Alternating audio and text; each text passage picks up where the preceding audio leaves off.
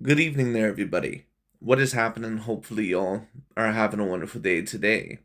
So, when it comes down to it, I thought, of course, that I would post this little video that I thought would be very particularly interesting. And this is going to be a very long video, where for the majority of it, I actually end up breaking down overall highlights of certain videos from that of other channels that I'm going to review certain fights of both Canelo Alvarez and Terrence Bud Crawford, at least in, one or two separate fights. But anyways, I ended up recording the highlights for those particular fights another day, or I believe yesterday, because I was going to post that as a separate video.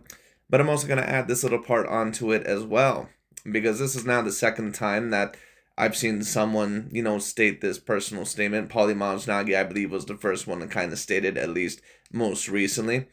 And of course, DontaesBoxingNation, who, of course, this man has a hard on to usually pretty much diminish Canelo Alvarez at every turn. Of course, he stated that you cannot base the Crawford versus Canelo Alvarez prediction off of the Crawford versus Madrimov fight or Madrimov fight, because Madrimov is way better than Canelo Alvarez or more skilled than Canelo Alvarez. But anyways, let's get into it. Let's see what DontaesBoxingNation has to state. And we're going to talk about, in my personal view at least, if that is a true statement or how true it actually is. But let's get straight into it. Dante's Boxing Nation, what's going on, guys? So that clip of Canelo hitting the heavy bag has been all over the internet, and a lot of fans have been talking about it. Just this little small clip of Canelo hitting the heavy bag. And it got so much attention that Crawford, he actually reacted to it by simply saying, "That's cute."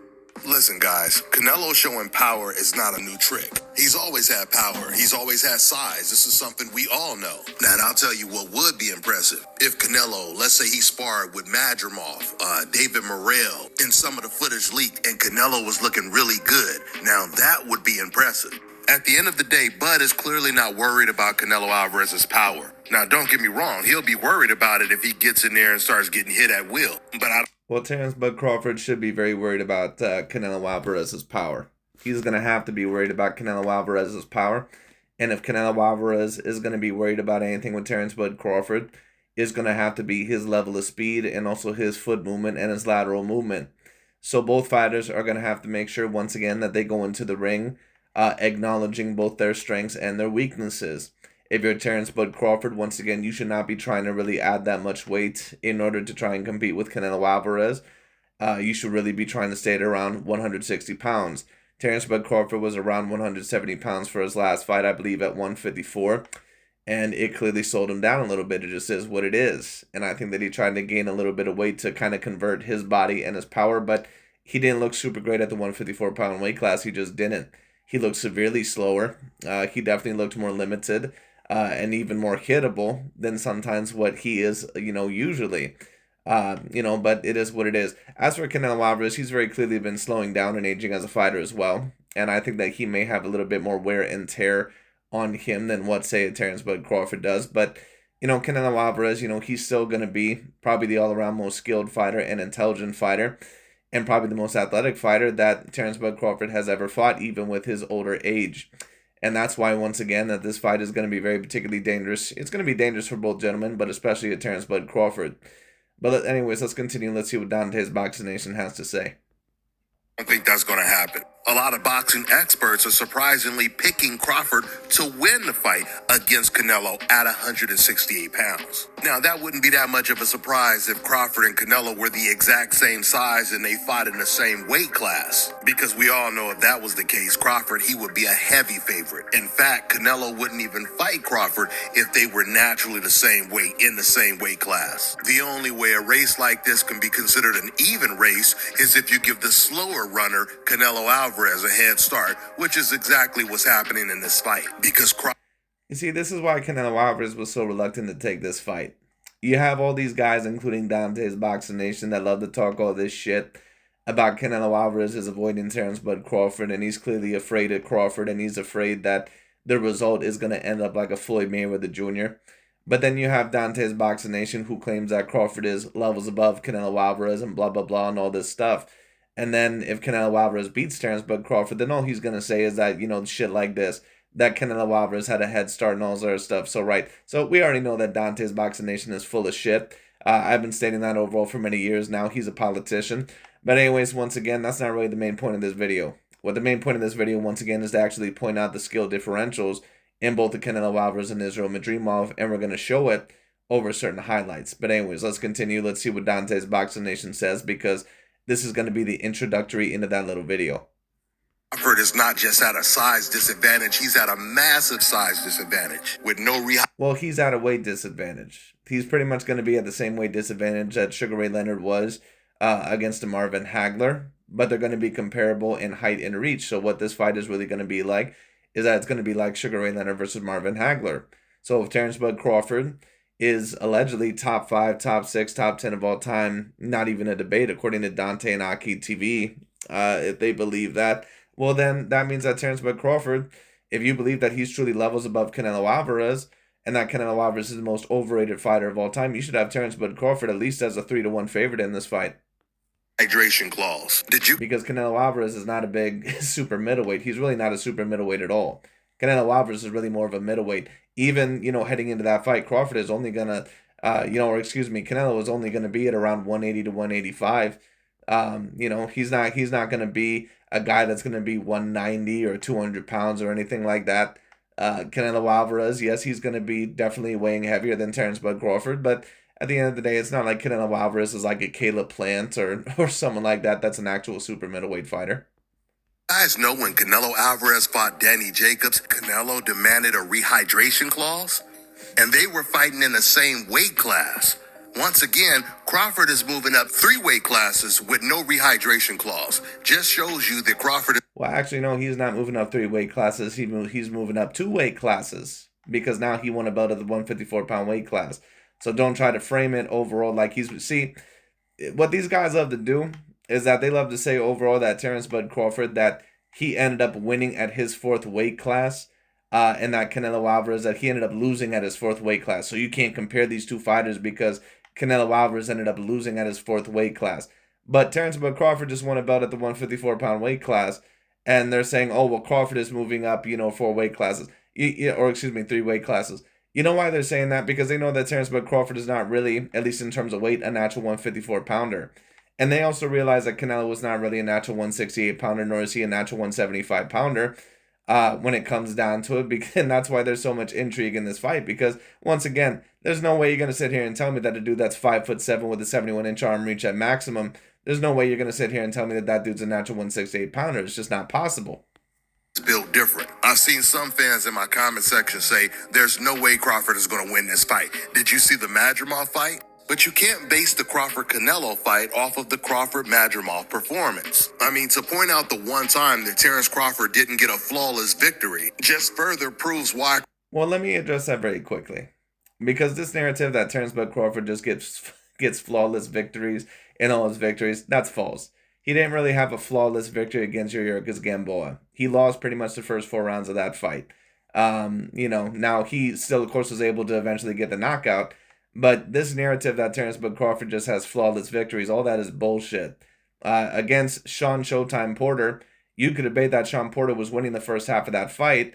But then, of course, Crawford eventually adjusted in the second half of that fight. Even Andre S.O.G. Ward had Sean Porter, I believe, up 4-2 within the first 6 rounds.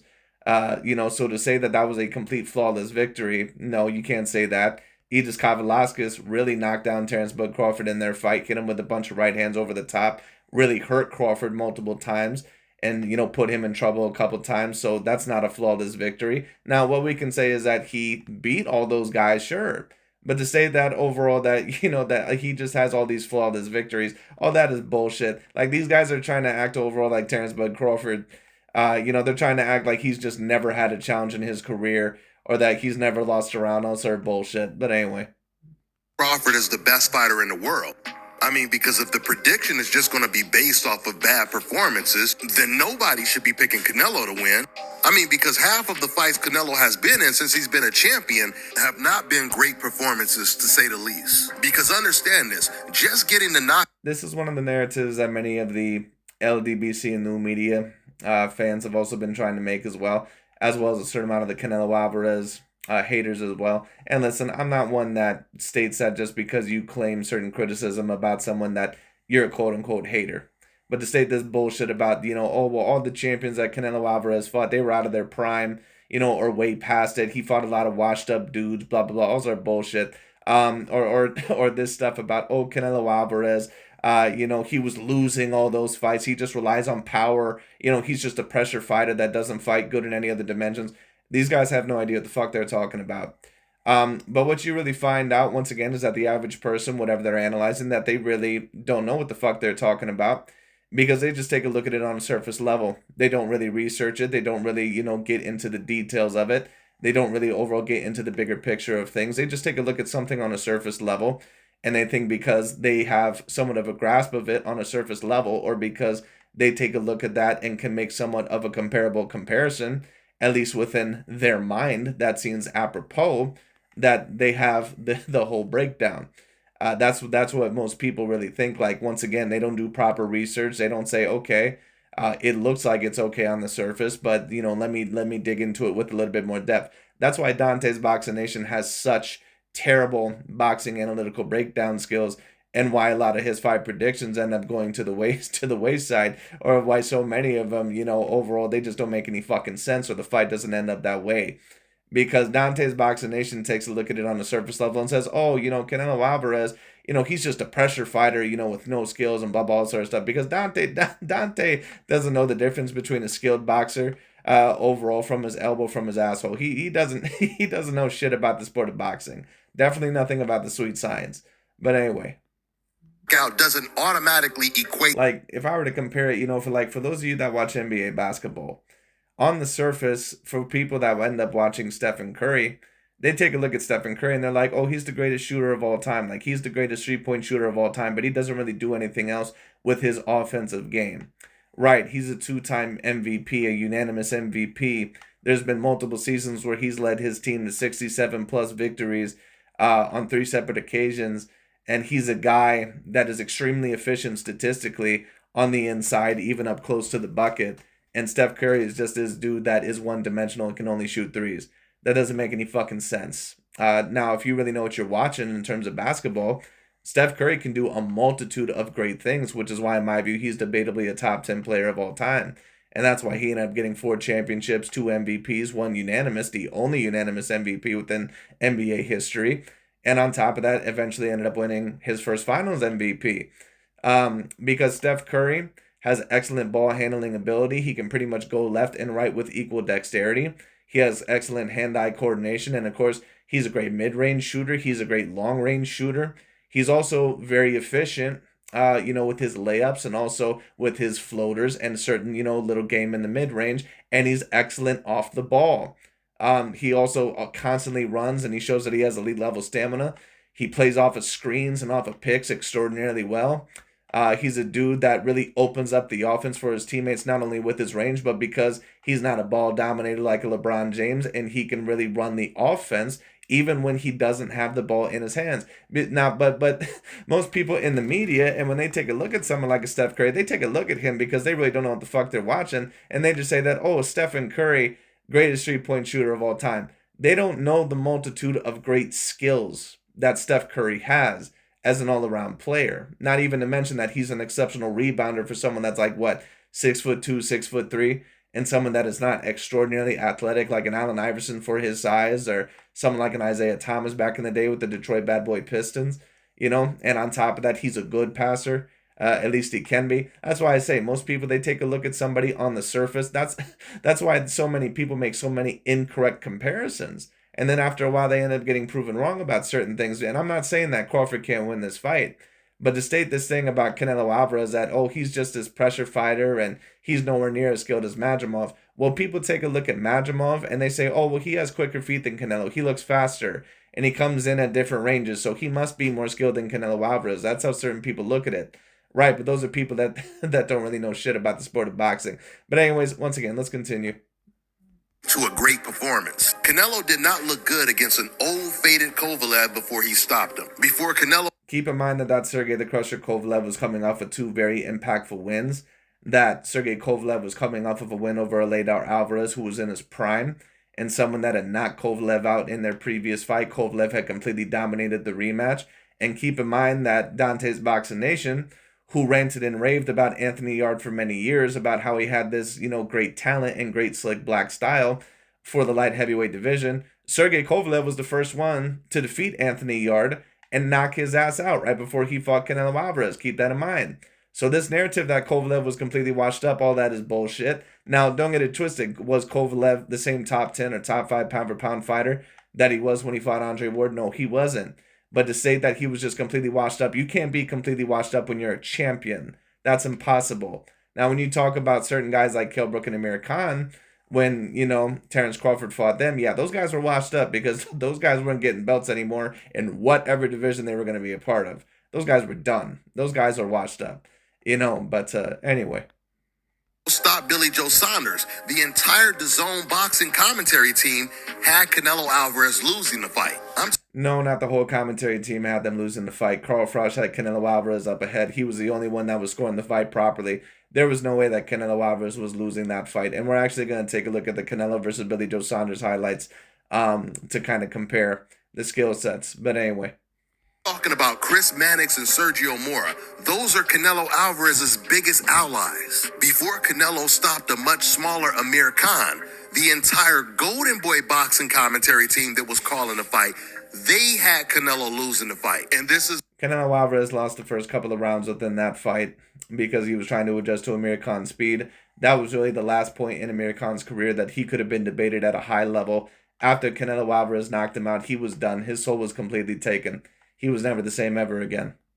When Canelo was a Golden Boy fighter. And so there's no confusion. Yes, HBO's commentary team, they were calling the fight, but they also had Golden Boy's team calling the fight as well, which you can still find that fight on YouTube right now, with Golden Boy commentators calling the fight. Canelo, he didn't look great against John Ryder. He lost to Bivol. Of course, he lost to Floyd Mayweather. A lot of people believe he lost to Lara. A lot of people believe he lost to Gennady Golovkin. Now, understand this. When you're fighting against the best competition, there's nothing wrong with a fight being close or very competitive. But Canelo versus Amir Khan, Billy Joe Saunders, Sergey Kovalev, those fights were supposed to be easy fights for Canelo Alvarez.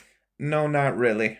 Now, when you talk about the Amir Khan fight, that, of course, was supposed to be a little bit easier because of the clear size difference. But when you talk about Sergey the Crusher Kovalev, Kovalev was still an A-grade level fighter. Now, he was A-. He wasn't any longer the A-plus level fighter that he once was. But don't sit here and tell me how washed up Sergey the Crusher Kovalev was when he was coming off of 2 wins over 2 of the better undefeated contenders at the light heavyweight division. It just doesn't make any sense. So not only that, but Canelo was clearly outsized against Kovalev. He never belonged at the light heavyweight division in the first place. And Canelo was still winning that fight by a couple of rounds right before the knockout.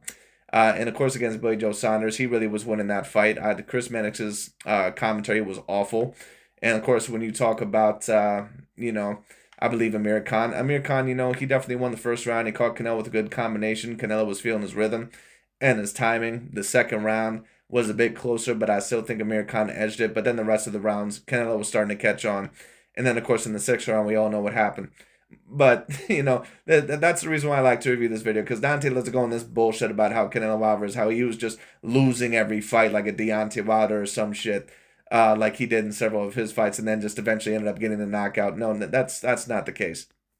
Another reason why you can't base this fight off of the Madrimov fight is Canelo Alvarez is... And isn't it so interesting how all those fights were supposed to be allegedly easy fights like Billy Joe Saunders and those guys? Isn't it so interesting how Jermell Charlo was allegedly this top 5 pound-for-pound guy, a guy that should have been more skilled than Canelo Alvarez, but yet he rehydrated at the same weight as Canelo Alvarez in that fight, and he was a guy that was supposed to be more skilled than Canelo. And Jermell Charlo doesn't put up anywhere near the fight of a Billy Joe Saunders, a Caleb Plant, or any of those other guys. Isn't that very particularly interesting? No, Madrimov. Madrimov is a much better fighter, a much smarter fighter than a Canelo Alvarez. Right, well, that's not really the case, but we're going to take a look at the highlights, and we're going to see why that is. He fights nothing like Canelo Alvarez. I agree. He doesn't fight anything like Canelo Alvarez because Canelo Alvarez is an all-around way more skilled fighter than Israel Madrimov.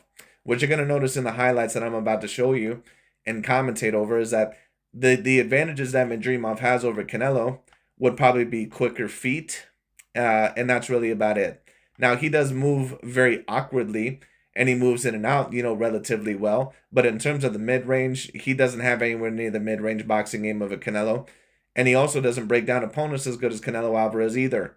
And he's also not extraordinarily good on the back foot. Now, Canelo Alvarez is a little bit slow of foot compared to some other quick-footed fighters, so he doesn't look as flashy or as crafty on the back foot, but he actually has some very good counters on the back foot. Every once in a while, you'll notice that Canelo Alvarez likes to slip back and run you either into a right cross straight down the pipe, or he likes to run you into an uppercut by slipping back and then running you into one, or he'll catch you with a body shot. We've seen it against Gennady Golovkin.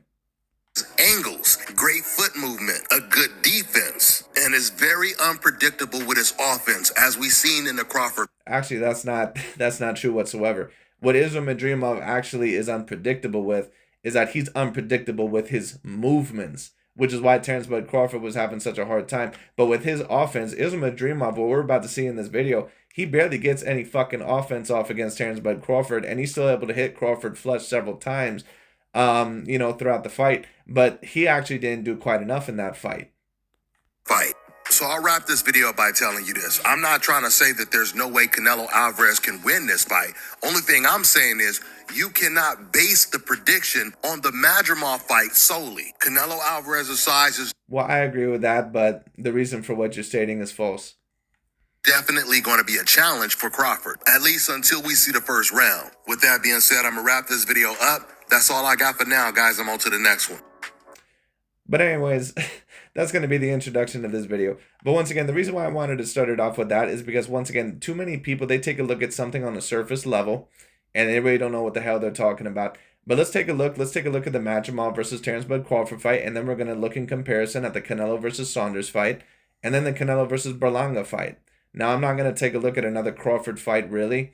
I only really took a look at that one. Of course, I could talk about, some of his best fights or his best prime fights. But the reason why I only really wanted to do the Madrimov fight was because, first of all, what the comparison is mainly going to be is not only between Crawford and Canelo, but mainly between Madrimov and Canelo.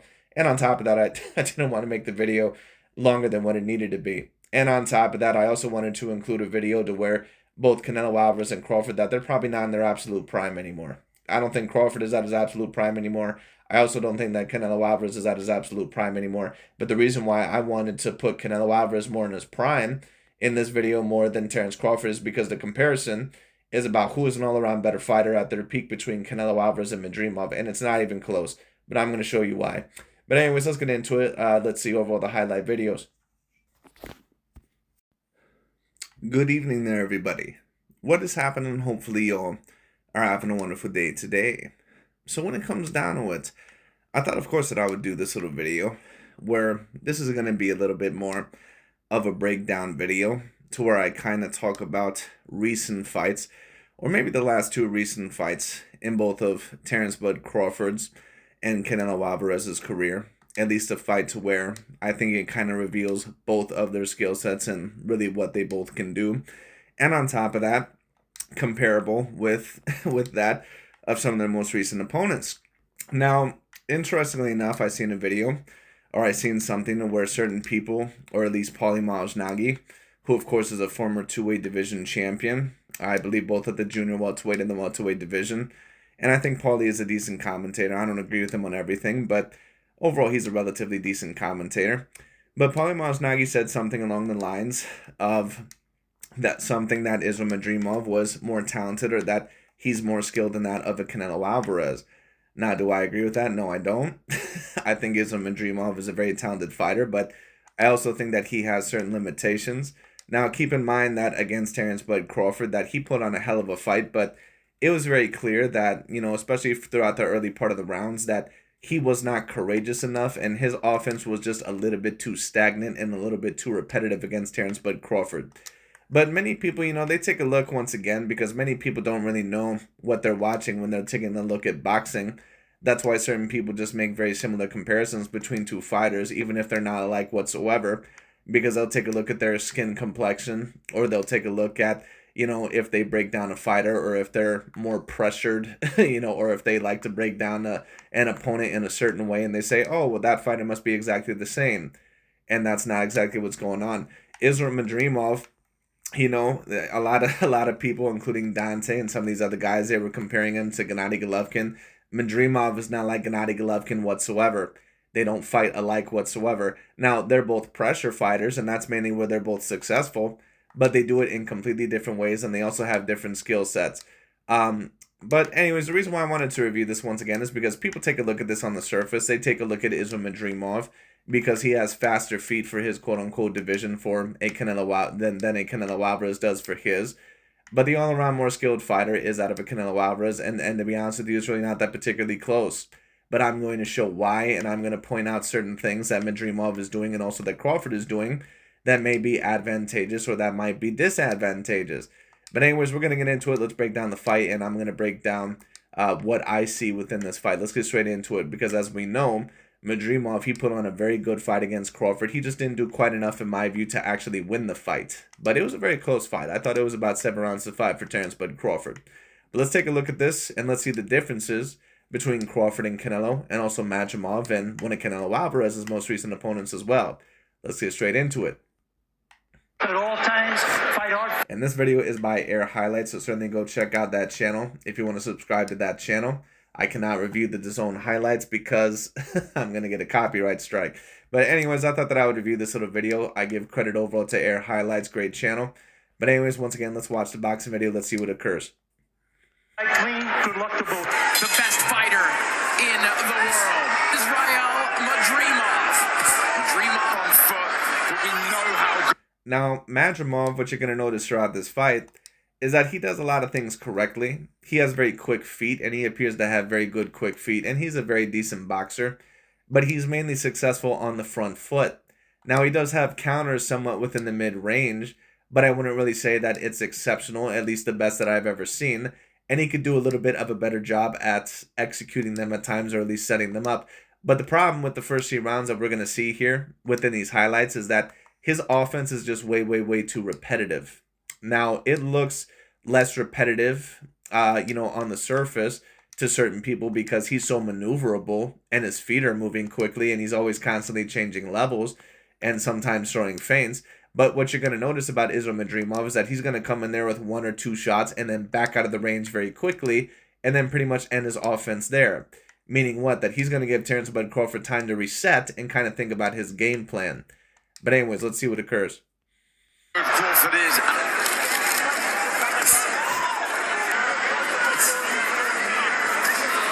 One thing I do like that Islam Madrimov is doing is that he doesn't always keep the high guard up the whole entire time. Sometimes he kind of keeps his hands a little bit loose, but then when he needs to, he keeps the high guard up at the good range. So that's something that Islam Madrimov does that shows a high degree of skill. And that fight against Virgil Ortiz that he's going to show, or that he's going to have, we're going to really see how skilled both of those fighters actually are. Fight,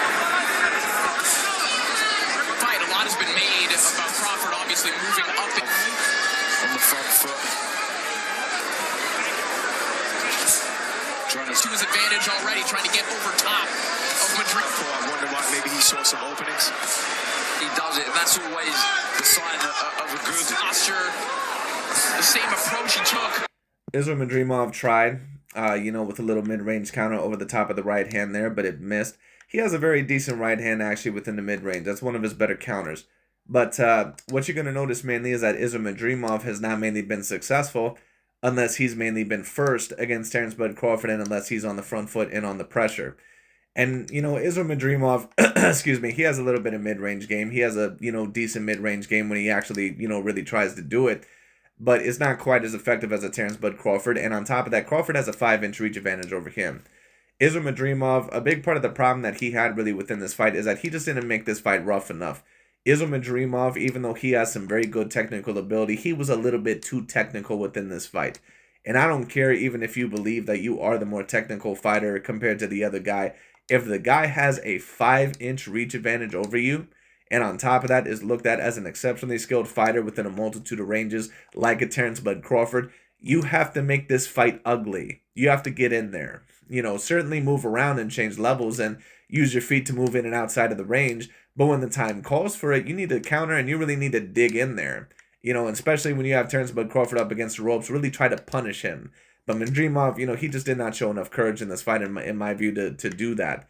And I think that Terrence Bud Crawford, him being, possibly, debatably the #1 pound-for-pound fighter at this current moment in time, I think it got into the psyche of Israel Madrimov. And I think that, he thought that, he would give Crawford a decent fight. But to be honest with you, I don't think that he actually thought that he could beat Crawford.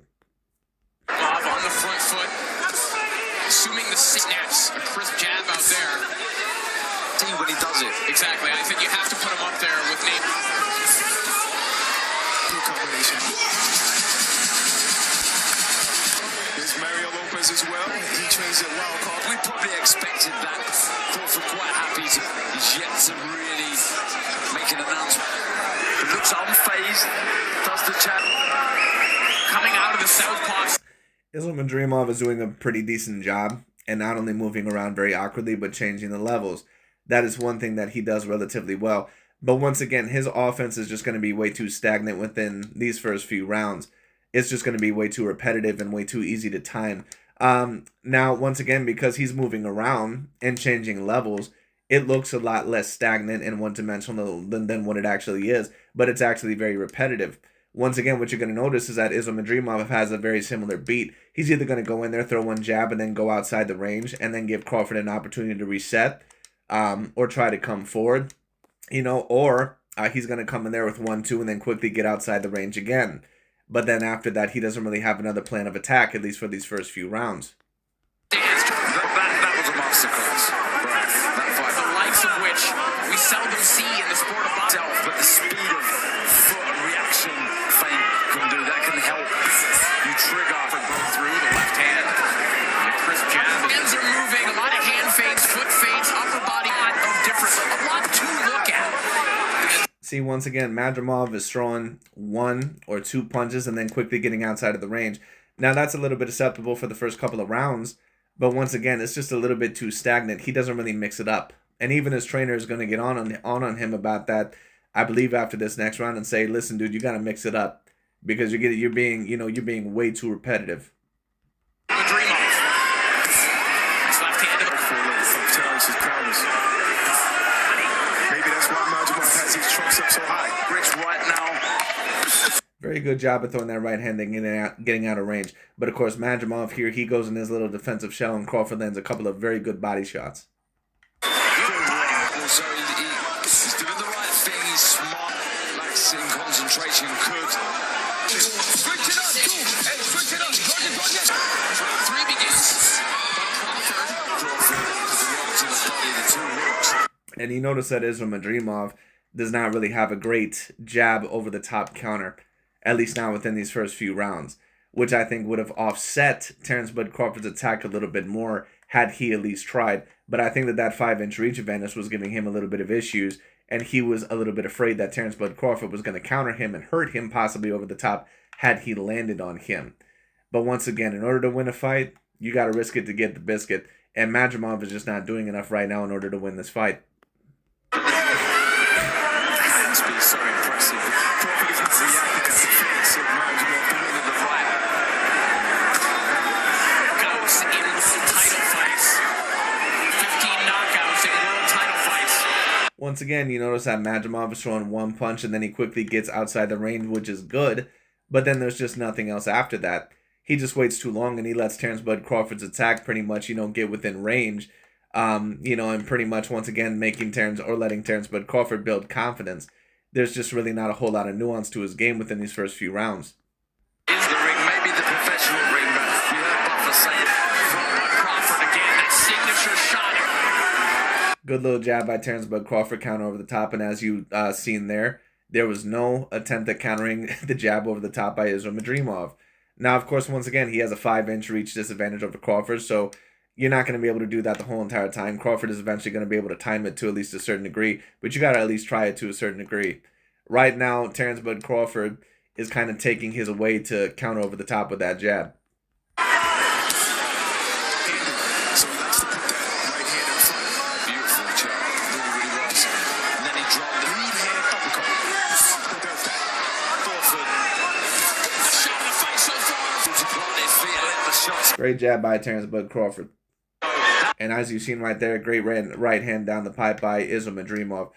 Terrence Bud Crawford, and you know, someone actually brought up a very decent point within my video of last time when I said that Crawford is a guy that actually is a little bit more hittable than that of a Canelo Alvarez. And he said, well, actually, if you take a look at the defensive metrics, Crawford is a guy to where, you know, he's actually less hittable than Canelo. Well, it's a little bit harder to judge, you know, overall how much greater defensively they actually are compared to each other when you just compare statistics, because it's no offense against Crawford, but the majority of the people that he's fought in his career has been mainly B and C grade level competition. Is no offense. But like I said, when you talk about A grade level fighters, it's really been very few and far between. Really only about 5 A grade level fighters in his career, including Israel Madrimov here. When you talk about Canelo Alvarez, you could debate that he's fought about a dozen A grade level fighters, and he's fought fighters that have been legitimately bigger than him, that not only have probably weighed more than him, but that have also been taller and lengthier than him. Even when Terrence Bud Crawford moved up in weight here, and you can tell that he's much slower here because he tried to gain about 10 pounds of muscle mass. But even here, it's not like they're completely incomparable in terms of size. And Terrence Bud Crawford has a 5-inch reach advantage over him anyway. You know, so once again, it's a little bit difficult to judge, because when you compare Canelo when he's fighting Danny Jacobs or something like that, or a Caleb Plant, he's fighting a guy that's about 5 inches taller than him, and a guy that on top of that will lengthen him by, you know, a good 3 to 4 inches in terms of reach. So that's why, once again, it's a little bit hard to judge. But anyway, let's continue. This is good right hand. So the final 30 seconds here of round 3. Leaping jab there from Madrimov. Good job getting outside of the range by Madrimov. But once again, so far within these first 3 rounds, you notice that Israel Madrimov, that every time he has any ounce of success, it's not anything from the mid-range. He always has to set up something, you know, when he's coming forward. That's mainly where he's going to be successful. It's in the action. He's in trouble. There's that lead. Round 4 begins. Great right hand down the pipe. Once again, take a look at the fights against Thomas Delorme. Take a look at the fights against Sean Porter, Kell Brook, Aegis Kavalauskas. Take a look at the fight against Yuriorkis Gamboa. You can catch Terrence Bud Crawford with a straight right hand right down the pipe, because at times he can be caught fighting a little bit too tall and centered. And sometimes, you know, even though he is a great distance range finder and a judger at distance usually, sometimes when opponents get a little bit too close to his inside range, he is having that lead hand a little bit overextended, to the point to where, once again, if you leave that hand out there too long, you can use it as a rangefinder and to use the momentum of your opponent against them. But if they know how to counter over that and duck under that, they're just going to throw an overhand right, or they're going to throw a right down the pipe, or they're going to throw a hook overboard, which is what Porter was able to do a couple times against Crawford. And of course, we just seen Madrimov hit a right hand right down the pipe. We saw out of Madrimov early in his career, straight ahead, hard jabbing pressure fight. Madrimov early in his career, more recently. See, once again, Madrimov right now is afraid to throw any fucking counters over the top of Terrence Bud Crawford. Once again, a big part of the reason for parries and for feints is to try to get your opponent to overextend punches, so then you can possibly get a certain counter when they come somewhat within your range. Israel Madrimov has really not shown any ability to do that, at least as of yet, within these first 4 rounds. And that's a major problem, because he really lost a big part of the first part of this fight.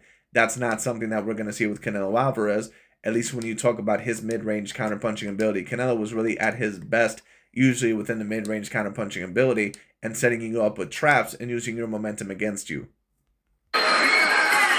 while also being able to throw feints and change levels, and being able to set you up on the front foot and also the back foot.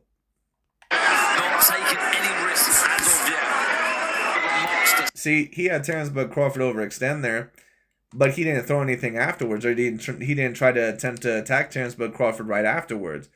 See, once again, what is the point of throwing all these feints and doing all these level changes? Then you have Terrence Bud Crawford bite on your feint, he overextends a punch or misses you, and then you don't try to attack with anything in return.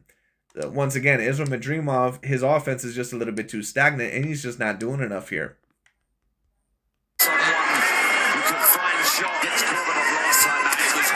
Good right hand. The uppercut there Good uppercut there by Terence Bud Crawford. And that's a big part of the reason why Israel Madrimov is possibly not doing that. But listen, you got to risk it within this fight. You can't just sit back and and move at all these angles, but, you know, overall not dare to throw any certain counters overall, you know, at Terence Bud Crawford. You're going to have to try. It is what it is. And he had a little bit of success within the middle rounds when he was actually countering Terence a little bit over the top. But you know, Crawford, of course, is a great adjustment man anyway. But on top of that, Israel Madrimov really blew a lot of those first rounds. He is so sharp. It's what you can't only be the jab, but like you say, it's a ramrod jab. There you go. You got to attack Terence Bud Crawford a little bit more. Israel Madrimov really needed to make this fight a little bit ugly. It's great that he has this technique, and I think that he did a little bit of a great thing. It definitely made Terence Bud Crawford miss the most amount of punches that he's probably ever missed in his career. But the thing is that once again, he needed to make this fight a little bit more ugly and actually risk it in order to get the biscuit. You know, he showed certain technique, and he showed overall once again that, you know, he has very quick feet and good head movement, but all that shit don't fucking matter once again if you're not willing to attack. Starting to get to left hand. And there he goes. He's finally starting to attack after Terence Bud Crawford is starting to overextend his punches. That's shit that he should have been doing in the earlier part of the fight. He's had to see from Madrimov. Now Good right hand. slow. Just starting to hold his feet a little bit more in his attack, starting to lead with the There he goes again. Good right hand by Israel Madrimov, ducking under the punch and then tying up a Terence Bud Crawford. And in this range, Israel Madrimov needs to try to rough up Terence Bud Crawford as much as possible. right hand. There he goes, counter jab over the top. Now it missed, but at least he's attempting it. Once again, something that we did not see from Israel Madrimov within the first 3 rounds. That's something that Canelo Alvarez can do because he has an excellent jab and he also has an excellent lead hand. There are certain guys that once again have a great jab, you know, like a very good jab that can land if they come forward. But then there are guys that have a great lead hand. A great lead hand can be used for several different purposes, not just a jab, but also to use it as a range finder, to blind your opponents, to set them up for a counter, and also to shove it in their face to use their momentum against them or to put their body in a certain position so you can land a certain punch. Crawford and Canelo are both masters at using their lead hand. Madrimov, he has a very good jab to a degree, but he doesn't have a great lead hand. See, now he's starting to throw that right hand. This is shit that he should have been really doing earlier, because now he's starting to make Terence Bud Crawford having to move around the ring a little bit more. And you can tell that he's a little bit more tired in this fight and not as accurate because he's slower and he gained 10 extra pounds. If Crawford wants to beat Canelo Alvarez, he's going to have to stay around 160. Because in order to beat Canelo Alvarez, he's going to have to retain speed and he's going to have to retain his foot speed and lateral movement. If he tries to compete with Canelo Alvarez at all with the weight and the power, he's going to get stopped within that fight. There he goes. Great right hand. Stoicism and counter punches like from Bud Crawford. And he's just beforehand Crawford and then Crawford. Great lead hand by Terence Bud Crawford as always. But one thing that you can tell about Terence Bud Crawford sometimes, I mean, he does it when he's at his best, but at times in the fight, you can catch him sometimes being a little bit too high and centered and throwing the jab at the same range. Now, after he gets caught a few times, he's going to start changing the levels of his jab a little bit, of course, and making it a little bit more nuanced. But one thing you notice about Canelo Alvarez is that, first of all, when he throws his jab, that his right hand is always glued to his face. Which, of course, as you see with Terence Bud Crawford here, his left hand is actually up by his face, which isn't always the case with him, so that's a very good thing. But secondly, Canelo Alvarez, a lot of the times, will give you different looks with the jab and a lot of his punches, and he's always changing levels, and he's always moving his head in a certain rhythm. Terence Bud Crawford moves his head very good in a rhythm as well, but sometimes he can just be caught in lazy moments sometimes and have his head a little bit too tall and centered, especially for a right hand. There was a slight shift in gear, just Great right hand by Israel Madrimov. shaving off, comes up firing that right hand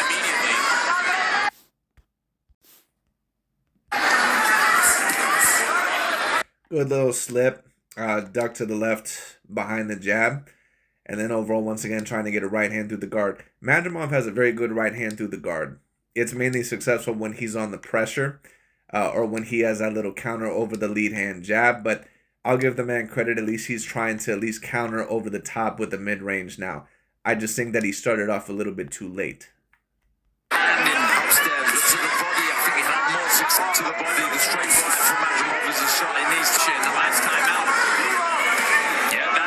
Madrimov sometimes also needs to be thrown a double jab as well. He's throwing way too many singular jabs, and once again, he has a very good jab, but he needs to be mixing his jab up a little bit more. He needs to be throwing a double jab, sometimes even a triple jab to Terence Bud Crawford to be throwing him off. One thing about Canelo and Crawford and some of the elite boxers that you'll realize is that they throw a great double jab. They mix up their jab. They don't just throw one jab here and there. They will every once in a while, but they know that they also have to mix it up and nuance their game with a double jab. It's all about being unpredictable. And Israel Madrimov, he's unpredictable in terms of his movement a little bit, and he's very awkward. But, you know, he's also been a little bit too predictable in certain times of what his attacks are going to be. Nice try with the right hand there by Israel Madrimov, and of course he ducked down and got out of range there pretty well. Great left hand by Terence Crawford. But what you notice from Terence Bud Crawford there once again inside the range, and Madrimov, he pushed him off with his right hand. Crawford is not quite as good on the inside range as a Canelo Alvarez. Now, he's still pretty exceptional and pretty good on the inside range, but Canelo is better on the inside range. He can use his shoulders, and it's probably because, you know, he's shorter compared to most of his opponents to a degree. But Canelo Alvarez, you know, he's better, once again, at defending certain shots on the inside range. Crawford can get caught to be a little bit too tall in certain ranges on the inside range, which is why if you see him against Sean Porter, for example, sometimes he'll misjudge the range and try to land a counter when Sean Porter is too close inside the range. Sean Porter will just wait for Crawford to throw a couple punches, and then when he knows when Crawford's head is too high and centered, and he knows where his head's going to be, he throws a good overhand right and kind of sends Terence Bud Crawford back on his ass. But anyway.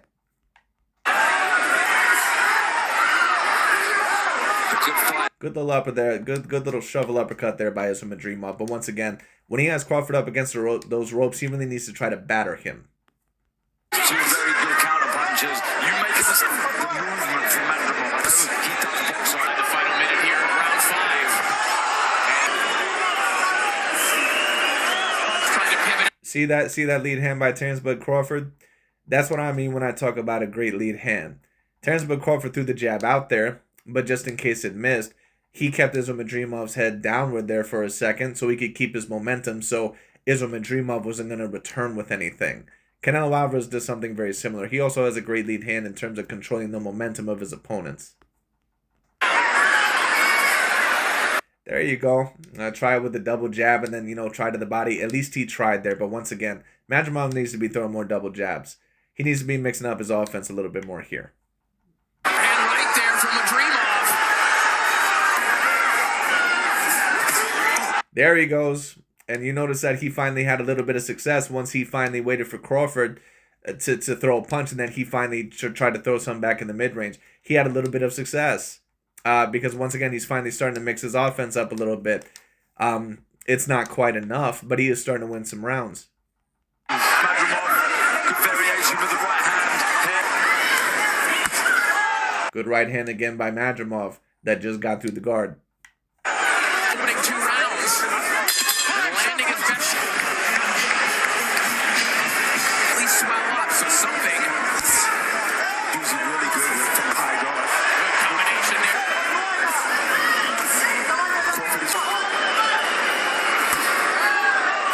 See, once again, so much of Israel Madrimov's offense is just throwing 1-2 punches and then getting the fuck out of range. You're not really going to see a main combination from him. You're not going to see a main combination from him, and then when he backs up, when the opponent returns fire, he's prepared for a great counter on the back foot. These are all different things that you're going to see from Canelo Alvarez. With a shot, took Crawford by surprise with that feint. See that once again, he's not even trying to counter the jab over the top. He had a couple good rounds there where he was trying to counter over the top, but now he pretty much gave up on it and is returning to his stagnant offense from the first few rounds, which is making his offense and his movements that much more predictable, and he's giving Crawford time to reset. Fifth round, Crawford, and so far shakes his head no. Neglected body again. See, he tried there, but he tried the counter, the jab overall with the hook, and he kind of timed it a little bit wrong there. I mean, I give him credit for trying, but that was probably the wrong punch to throw. Behind a high guard in this round.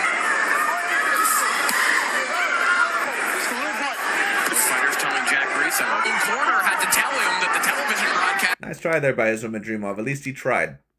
Had him down. Best example, of course, coming. But Islam Madrimov needs to get more inside the range. At certain times, you know, once again, there are great counters within the mid-range, but you're also going to have to mix it up and try to get on the inside a little bit. This is the point where Islam Madrimov really also needs to try to break Terence Bud Crawford down.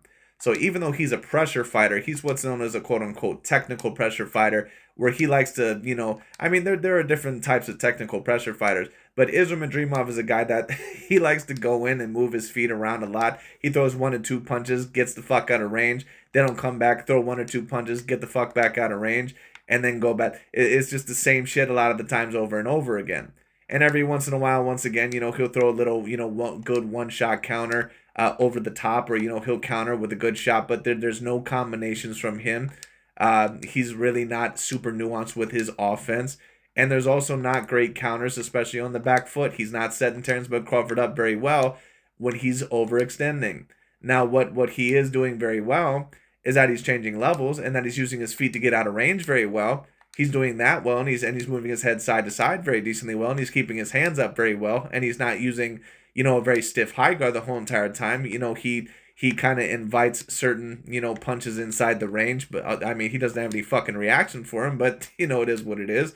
But when you take a look at it overall, you know, he's trying, but it's just not enough. There you go again, good right hand. With the force coming forward from Madrimov. But Madrimov overextended with the right hand there, and then he let Terence Bud Crawford get off his offense, and of course he didn't return fire with anything. When you think about powerful smoke, his left, see, it's almost as if Great right hand by Crawford. Crawford in the previous round, and perhaps He gets more aggressive in every fight. be a little bit more aggressive. Definitely has. It just nullifies, it just stops. Once again, good little movement there by Madrimov. Once again, you see no counters on the back foot whatsoever. Nice try there by Islam Madrimov there. That was a little bit of a counter on the back foot. Of course it missed, but, you know, at least he tried. Once again, take a look at Madrimov's offense. He goes in there, either throws 1 punch or a good 1-2, then gets the hell out of range. Crawford's having a difficulty because he gained a little bit of weight in this fight, and he's very clearly a little bit more tired and more slow. And on top of that, I mean, the man's 37 years old. He's probably aged a little bit as well. But on top of that, Islam Madrimov, he's moving very awkward, and he's moving out of the range pretty decently well. But there's just not enough offense here. And the offense that he is throwing is just way too repetitive. Fans trying to get a chant going here. Crawford.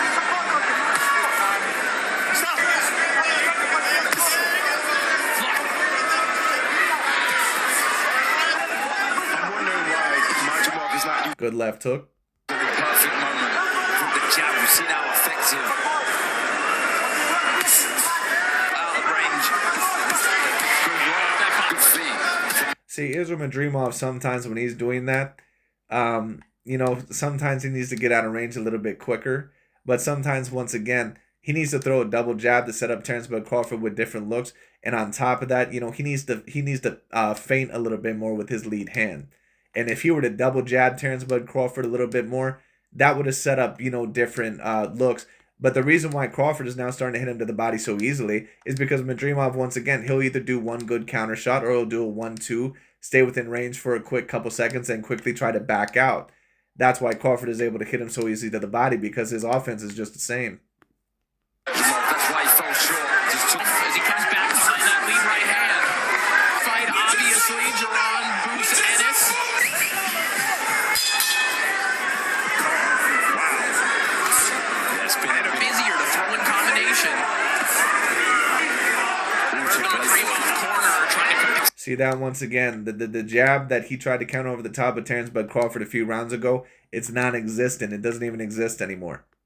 he can be. Once again, no double jab, no combinations, just one or 1-2s, backs the fuck out of range, lets Terence Bud Crawford reset, then the same shit all over again. Once again, this offense looks much more nuanced on the surface than what it actually is, because, you know, it looks very flashy because it's so quick and he's so quick afoot.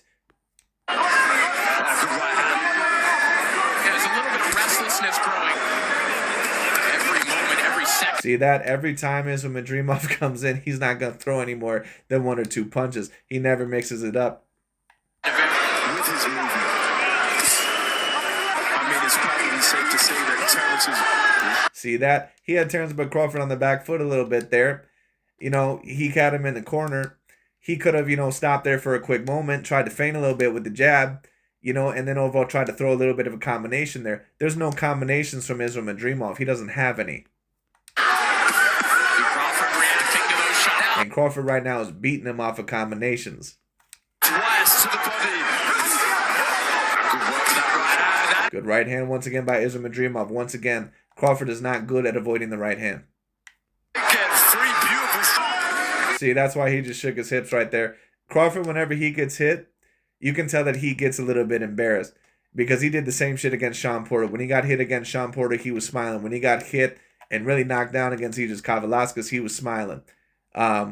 Crawford, once again, great all-around fighter and decent defensively, but he's not an all-time great level defensive fighter. He's someone that can get hit a little bit too often. Good right hand once again that just landed down the pipe, and as you see right here, another one. Once again, where's the combination from Islam Madrimov? He lands 1 or 2 good punches and immediately gets the fuck out of there. It's great that he's getting out of range, but once again, there's no nuance to his offense. Madrimov to hold, so maybe he felt that. Sometimes it wakes up the monster. And that's all. What started in your family's garage Sometimes it wakes up the monster. And that's all. And Crawford just ate it. Because you can see the reaction. Good right hand there overall by Islam Madrimov. Once again, Crawford can sometimes misjudge the range on the inside, get a bit too greedy, and sometimes, once again, he's a very good inside fighter. He's not a great one.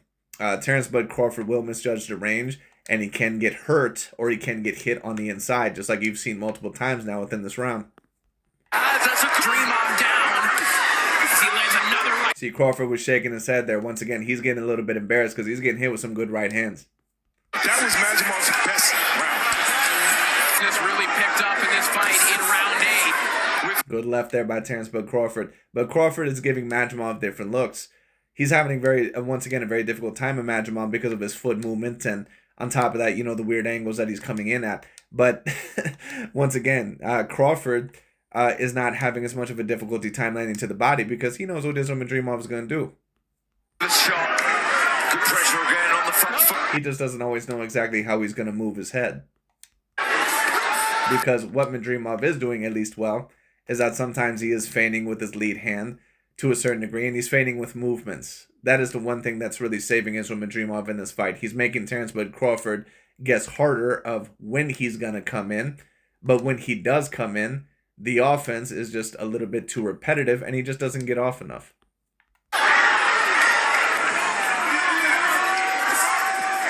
More just to spin him off balance and get in position. Fireworks during the ring entrances. We're waiting. Sails over the top. There's that 1-2-1 off. Offers a right hook fight in this Good right hand by Madrimov. one, particularly in round 8. And a punch in the uppercut, the movement. Good left hand there by Madrimov. Once again, Terrence Bud Crawford, because he has such a great reach, he oftentimes gets caught leaving that lead hand out there a little bit too long to use it as a distance range finder or to use it over, once again, as a distance keeper. Once again, it can work to a certain degree, but you can't keep it out there for too long because you're going to get countered over the top, just like we've seen right there. So switched on. Razor sharp fight this way. There is. Nice try by Madrimov there, but Terrence Crawford slipped that one.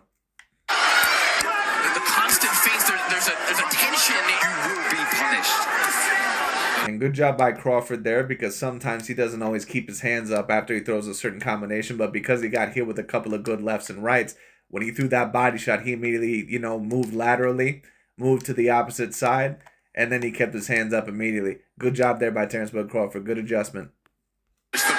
But what I will say is this, so Crawford better make sure that he's exceptionally defensively responsible against Canelo Alvarez, because I'm not sure if Canelo Alvarez lands a flush overhand right.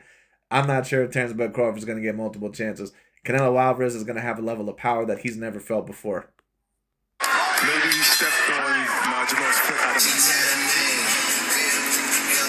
Someone who can punch and counter. Excellent left hand. See that once again. People always give Crawford a whole lot of credit for his exceptional judging of distance.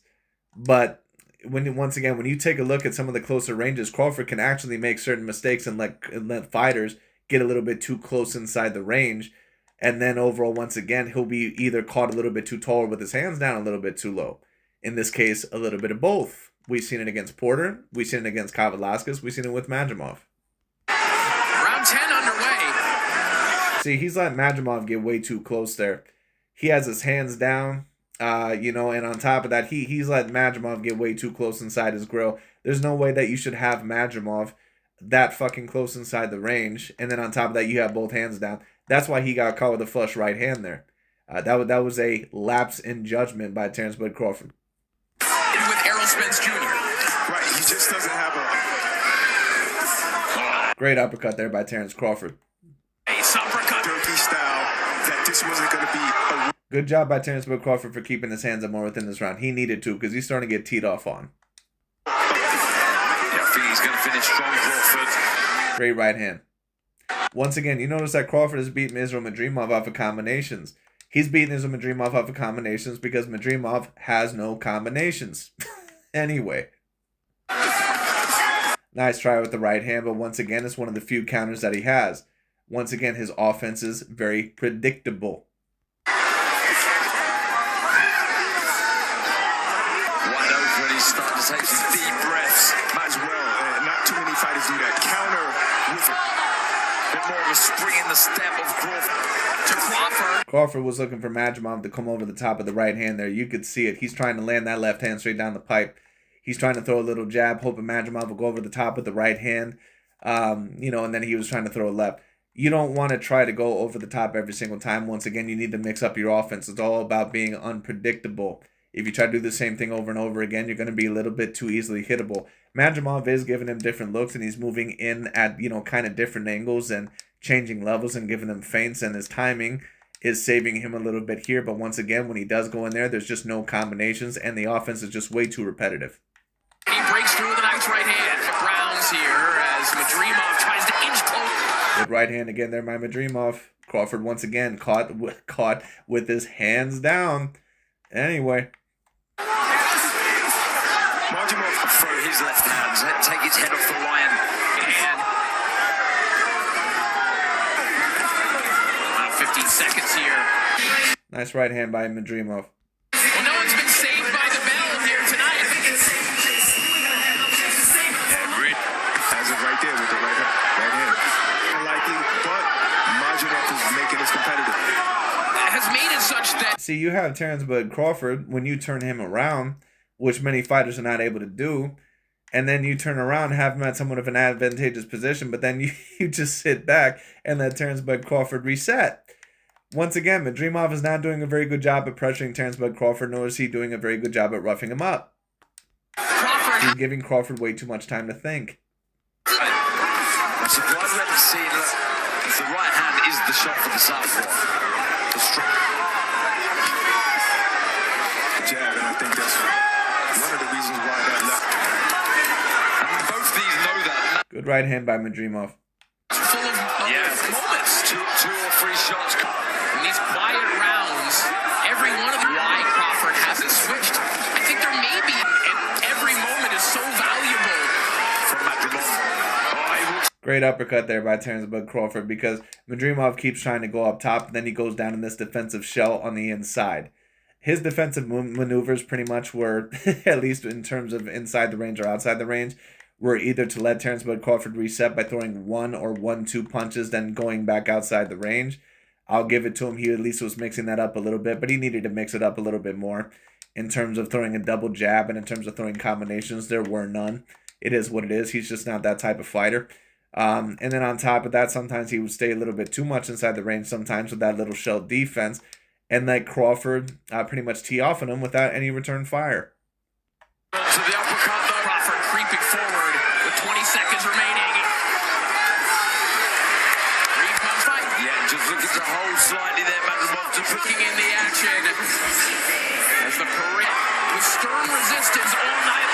Great left hand by Crawford. That's the pound-for-pound best fighter on the planet. 12th and... Once again, you notice that Crawford is not landing all of his punches here. This is probably the least accurate that he's been in several fights because of Madrimov's movement and his feints and, you know, his changing of levels. But he's beating him just basically off of throwing combinations. Madrimov does not have any combinations. Final round. Bobby ahead of the card. He means business in this final round. And turning into a different fighter, a mean fighter. Crawford in the past, just flipping that switch. We referenced it earlier. We've seen this. Fantastic work from Crawford. Good right hand once again. Third inning city, Madrimov keep throwing that right hand. Good work. Assume as Crawford comes forward, lands a right hand high on the head. Balance there temporarily as we're inside the final. You can see the eye. Oh, he comes back. One that we've been waiting to make an appearance on, and thus far they are paying off. Final round.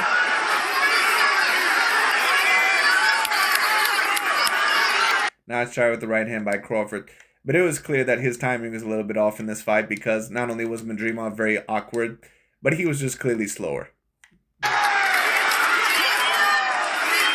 title in another weight class. Is Terrence Crawford headed to have achieved that?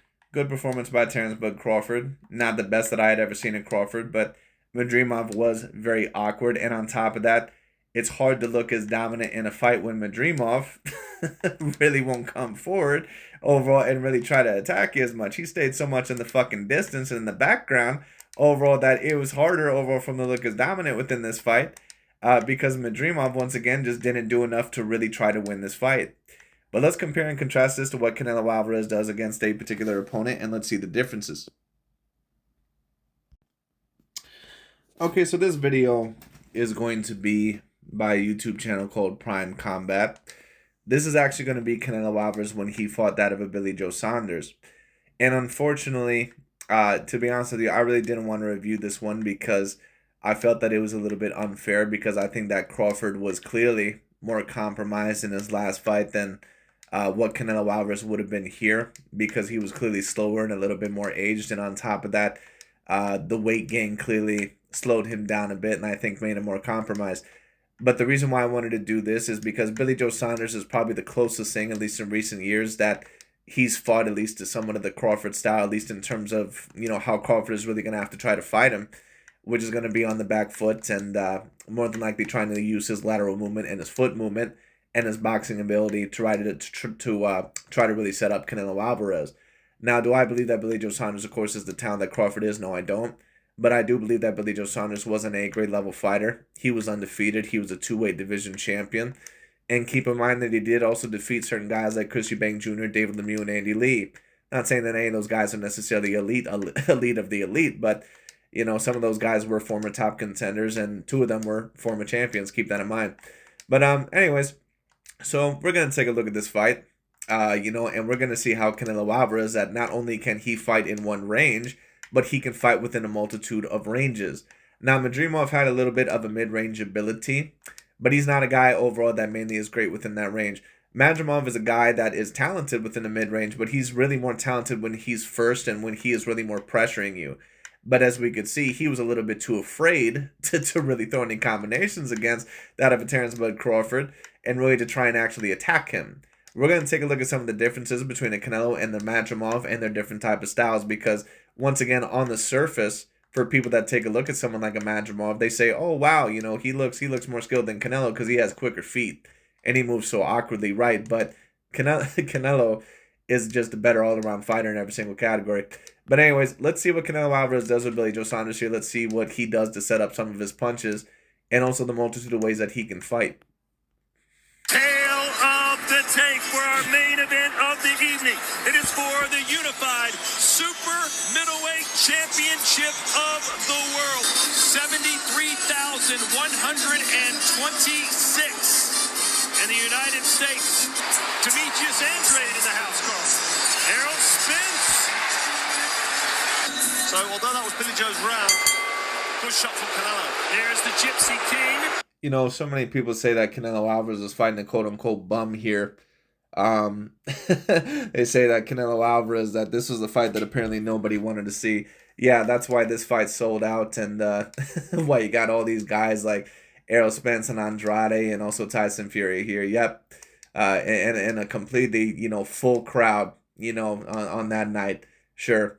Now, don't get it twisted. Andrade is there because, of course, he's kind of interested in the winner of this fight, and Fury is there because, of course, he's a friend with Billy Joe Saunders, and Spence is there because, of course, he you know, he possibly had a plan to fight Canelo, you know, later on had he gotten past Crawford and unified the 147-pound weight class. There have been talks about that for years, but these guys are also there because, once again, they're there to see a great fight. But anyways, let's see what Canelo does. There's the owner of the Dallas Cowboys, Mr. Jerry Jones. Because Canelo really is that infuriating. I mean, You know, I just wanted to respond to a comment very quickly. There was a comment that I believe in my most recent video where he said that all Canelo Alvarez really does is break down his opponents. He cannot outbox, you know, like he didn't outbox Billy Joe Saunders in the mid-range. Once again, we're going to take a look at this, and you're going to see some of the counters that Canelo has within the mid-range to actually outbox Billy Joe Saunders. Just because someone isn't boxing on the back foot doesn't necessarily mean that you can't outbox them. So once again, let's see what happens here. he's such a big force in the ring. Jab, that number jumps in the high 60s. You see how Canelo Alvarez is allowing Billy Joe Saunders to somewhat get within range within that jab, but he's still backing up. Canelo Alvarez, once again, knows how to counter over the top. Madrimov has a little bit of a problem with that. He's not someone, once again, that has a great jab over the top. No, I was surprised when Eddie Reynoso and Canelo said that we're going to take. And Canelo, one thing I will say is that he's going to have to be very careful with that punch that he actually throws right there. Now, he has a very great shovel hook, one where he kind of fakes with the jab to the body, then comes out the top, you know, with the left, or fakes a jab and then throws the left to the body, something like that. But he's got to be careful because sometimes he can actually lead with the hook a little bit too much. And that can be, of course, a trouble because, you know, you can get beat to the punch with a straight punch instead of a looping punch. So he's got to be a little bit careful with that. First the jab from Saunders. And you already noticed that Canelo Alvarez, that when Billy Joe Saunders threw the left hand, he ducked right under it and he threw an uppercut. You know, Canelo is actually daring to counter Billy Joe Saunders after certain extensions, something that we did not see often from Israel Madrimov. So that's already the first key difference that we see. Canelo is already throwing punches in the mid-range. He wants to throw anything because he knows that counter left cross will be coming back. Just out of range. He's in the danger zone. And now Canelo Alvarez is breaking him down. And now he's pressuring him. And he's trying to break him down on the front foot, which he's doing a great job. Notice that he's kind of, you know, doing a little bit with the jab, you know, changing levels to a certain degree. And he's also kind of feinting with that jab a little bit. He throws the right hand, then backs out of range and puts his right hand up. You know, but he just doesn't completely back out of range completely. So Billy Joe Saunders has time to reset. He still kind of stays in the range a little bit so he can still get a little bit of offense off. When he backs up here into the corner. Also in the United Kingdom, good morning to you. Just closing down. Also notice how Canelo Alvarez uses his lead hand to keep Billy Joe Saunders in momentum when he's backing up so Billy Joe Saunders can't get any offense off. And unload it with a power shot. Canelo looking for a right uppercut. He A time Canelo when he moves in. Great right hand. I said, can Saunders do that? I said, yes, but you have to do it for 12 rounds. See that right hand that Canelo Alvarez just landed over the top? That's something that Canelo is an expert at. For those of you, once again, that remember when Canelo Alvarez landed that right hand straight down the pipe on Austin Trout, you know how that was landed? That was landed because Austin Trout overextended his jab. He threw a lazy jab out there. Canelo ducked right under it to the right, and then he threw a right cross straight down the middle and landed right on his chin. Madrimov has a little bit of that right hand, but he's not someone that is exceptional at that counter, at least not against someone like a Terrence Bud Crawford. Canelo Alvarez, once again, when you already take a look at all the counters that he's landing, they're all within the mid-range. But at the same time, when he needs to break down Billy Joe Saunders up against the ropes and pressure him, he's doing it very successfully. So we already see Canelo Alvarez being exceptional in two different ranges, both within the mid-range and on the front foot, you know, and the pressure fighter. Whereas Madrimov was only successful and really exceptional within that, usually, of the pressure. Now, he would land certain counters within the mid-range, but a lot of his right hands mainly were landed by pressuring Crawford and slipping through the guard when Crawford would allow Madrimov to kind of get a little bit too close. Whereas Canelo Alvarez is creating his own counters and his own offense. Canelo's going to do what I think he's going to do. However, after all, Good little uppercut on the inside. trash talk. And once again, you notice when Canelo Alvarez, when Billy Joe Saunders is throwing certain punches, immediately after Billy Joe Saunders kind of gets off his combination and he has his timing down, Canelo Alvarez is throwing punches right after that. That is something that Madrimov did not do against Terrence Bud Crawford because he was too afraid to. Billy Joe Saunders has given us to knock him out. See that? Billy Joe Saunders throws a left to the body. He's in range. Canelo Alvarez blocks it, throws an uppercut, while his left hand is glued to his face on the left side of his face, moves out of range. That's how you're supposed to do that. That's how you're supposed to attack competently within the mid-range. That's not something that we usually seen, at least consistently enough from an Israel Madrimov. Or Madrimov. It seems to overwhelm Billy Joe. See that? Billy Joe Saunders throws his 1 good 2. Canelo has his timing down. He knows that more than likely no punches are going to come after that. He throws a good 1-2. Once again, gets out of the range, keeps his hands up, and then once again prepares for another attack. Force together and then get out of range. Topping is not careful. He's got to concentrate constantly, but these big shots, he's not really. See that? Canelo Alvarez is landing a good right hand over the top. Once again, you got these you got these guys that say that Canelo Alvarez, oh, he's just this pressure fighter. These guys have no idea, once again, what they're watching. Anyway. There it is again, to the body. See how Canelo Alvarez once again is switching it up between pressuring him with the right hand and also faking him with the lead hand and then at times also countering over the top. He's been exceptional both within the pressure range and also that of the mid-range. And we've yet to see Canelo Alvarez really hit with anything super flush. Exactly 70 days from one another for a fighter in present-day boxing. Yeah, to close the distance, start breaking the distance. You can see the effects instantly. You can tell Billy. Notice how Canelo Alvarez is always coming in the range, by the way, and changing levels, giving you different looks with certain punches, especially his jab. He throws a double jab, or he at least is faking and parrying with it, and he's actually coming in with committed offense, not just always backing out of the range and letting Billy Joe Saunders rethink his offense and reset. See that? Good 1-2. That's something that Madrimov should have been doing against Terrence Bud Crawford. Of course, Billy Joe Saunders is not quite the fighter as a Terrence Bud Crawford, of course. But Madrimov should have been attempting that a little bit more, especially when he had Terrence Bud Crawford up against the ropes. These are heavy blows from Canelo. See, right here, Canelo Alvarez is breaking Billy Joe Saunders down. But once again, what you'll also notice is that he's landing significant and excellent punches within the mid-range. But right now, he's starting to break him down. This is, this is Canelo when he's starting to break his opponent down. Great attempt at a left hand. I don't think that it landed. But let's take a look at that counter over the top again. That's something that Israel Madrimov was lacking against that of a Terrence Bud Crawford. Canelo knows the art of making you miss by inches and then countering. Madrimov does not have that. Canelo Alvarez can make you miss by inches and then he'll counter you with a great shot over the top or down the middle. Let's rewind that. Instantly. You can tell Billy Joe is... And Billy Joe's problem is that he's not using enough lateral movement. And he's just staying way too long up against the ropes. If you're fighting someone like a Canelo Alvarez, who's a little bit known for his slow feet, at least at times, even though his feet actually look quicker within this fight. But Canelo Alvarez, once again, if he's known for his slower feet and sometimes being a bit more flat-footed, even though he has good foot positioning, because you notice that he's never usually thrown off balance, Canelo Alvarez, once again, you need to use lateral movement with him and constantly, give him different angles and, constantly circle around him and use your lateral foot movement and not get trapped up against the ropes. Of course, easier said than done against someone like Canelo, but that's what you're going to have to try to attempt to do. Now let's take a look at this left hook counter that Canelo Alvarez tries over the top, making Billy Joe Saunders miss by a couple inches and then attempting to get a left hook over the top. One of the classic counters. Heavy blows from Canelo. He's putting lots. See that?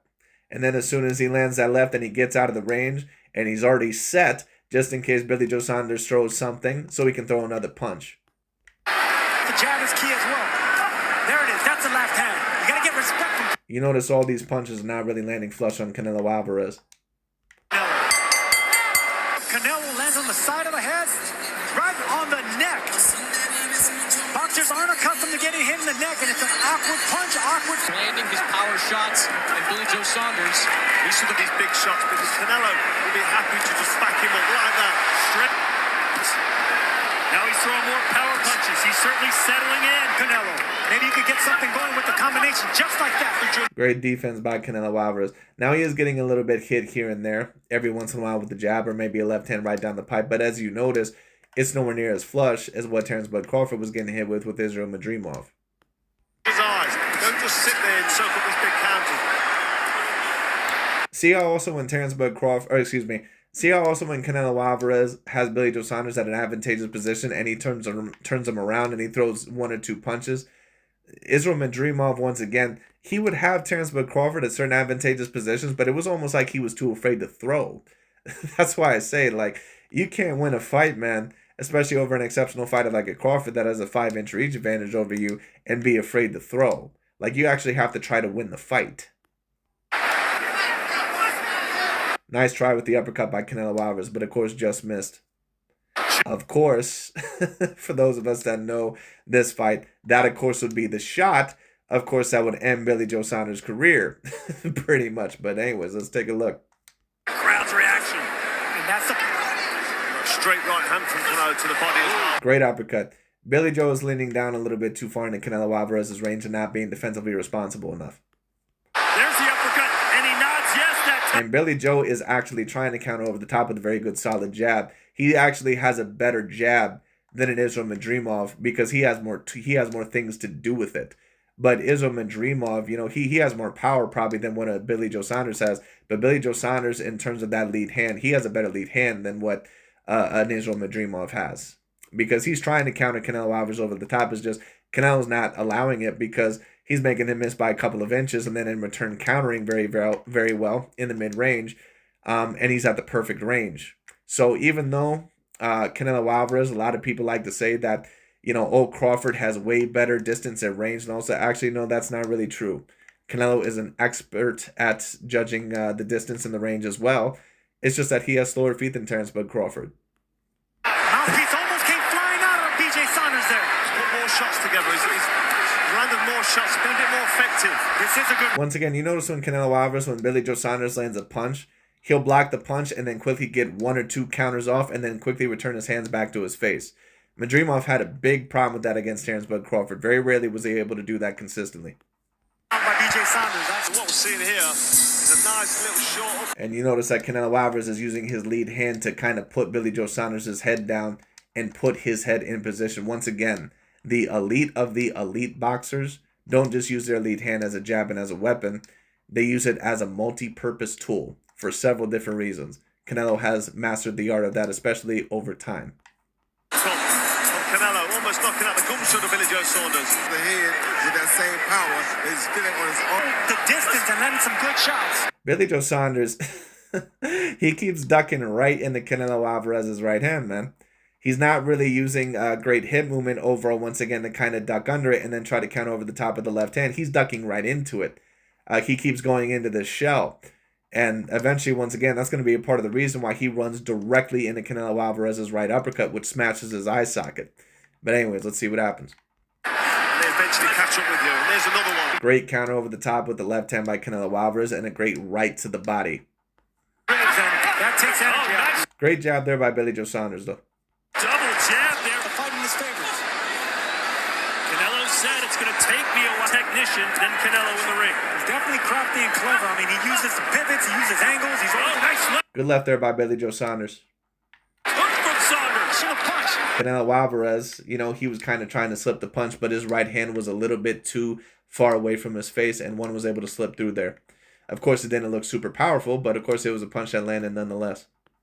This one is scoring more right now, Chris Mannix, but he's fighting with confidence. He is fighting. See, Canelo Alvarez has also mastered the range, or he's mastered the skill of slipping punches and being very maneuverable on the inside or within the range, but then also being able to return fire to a successful degree, avoiding your counters or avoiding your offense and getting his counters in and then moving out of range And then if you continue to attack, he can throw something a little bit on the back foot as well. You've seen this in the rematch against a Gennady Golovkin. But anyway. Great right hook to the body. Canelo was killing him overall to the face and to the body with that right hand. Actually landed on Canelo. 20 seconds to go in this. Great left on the inside. Caught Canelo Alvarez being a little bit lazy there. Canelo did not put his head in the pocket of Billy Joe Saunders' shoulder, nor was he really using his hands to control the momentum. He caught Canelo Alvarez a little bit lax there. Sometimes you can tell when Canelo Alvarez is losing the respect of the boxing ability of his opponent. Sometimes he'll be caught a little bit with his hands down to a certain degree, you know, especially because he has such a great chin.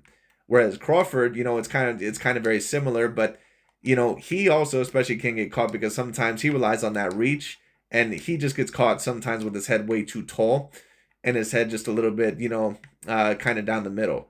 So he has to be careful with that, especially against Canelo Alvarez, because Canelo Alvarez, man, that right hand, that right hand means business. Look at that big left hand by Saunders, Carl. So he's well balanced, and that was a nice little cheeky shot on the break. Over these last 2 rounds of tape. See how Canelo Alvarez is also kind of, you know, feinting with the jab and getting him some fakes and then throwing that right hand.